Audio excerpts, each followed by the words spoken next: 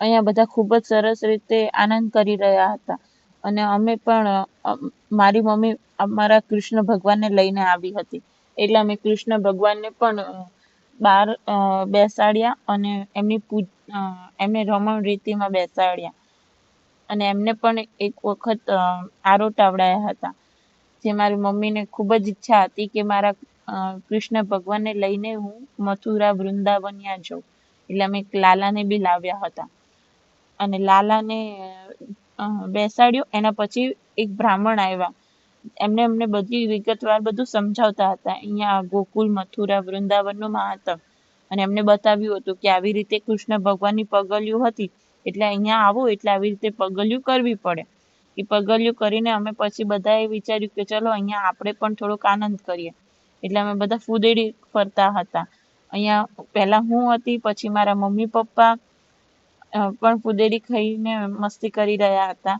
એના પછી મારા બાને પણ ઈચ્છા થઈ કે મારે પણ મારા બાને પણ ફૂદેડી ફેરવતા હતા. અને પછી અમે ગયા અહીંયા યમુનાજીના કાંઠે. અને અહીંયા જઈને અમને ખબર પડી કે અહીંયા કૃષ્ણ ભગવાનનો એક કુંડ છે, જ્યાં કૃષ્ણ ભગવાન સ્નાન કરતા હતા. અને એ કુંડ તરફ અમે જઈ રહ્યા હતા. ત્યાં ગયા એના પછી અમને ખબર પડી કે ત્યાં દૂધનો અભિષેક થાય છે. એટલે અમને બધાને ખબર પડી એટલે અમે પણ દૂધનો અભિષેક કર્યો ત્યાં આગળ. એ દૂધનો અભિષેક કહેવાય છે કે ખૂબ સારું કહેવાય અહીંયા દૂધનો અભિષેક થાય. એના પછી મમ્મી યમુનાજીને દૂધ ચડાવ્યું. અને અહીંયા આગળ મારા કૃષ્ણ ભગવાનને પણ ડૂબકી લગાવડાવી હતી, જે હું રેકોર્ડ કરી શકી નથી. એના પછી અમે પાછા બેસી ગયા પ્રેમ મંદિર જવા માટે. અને પ્રેમ મંદિર ગાડીવાળાએ ખૂબ થોડીક દૂર ગાડી પાર્ક કરી હતી. એટલે અમે ચાલીને ગયા. અને ત્યાં પ્રેમ મંદિર જવા માટે અમે જોયું ત્યારે ખૂબ જ ગર્દી હતી. તો થોડીક વાર તો અમને એવું થયું કે નથી જવું.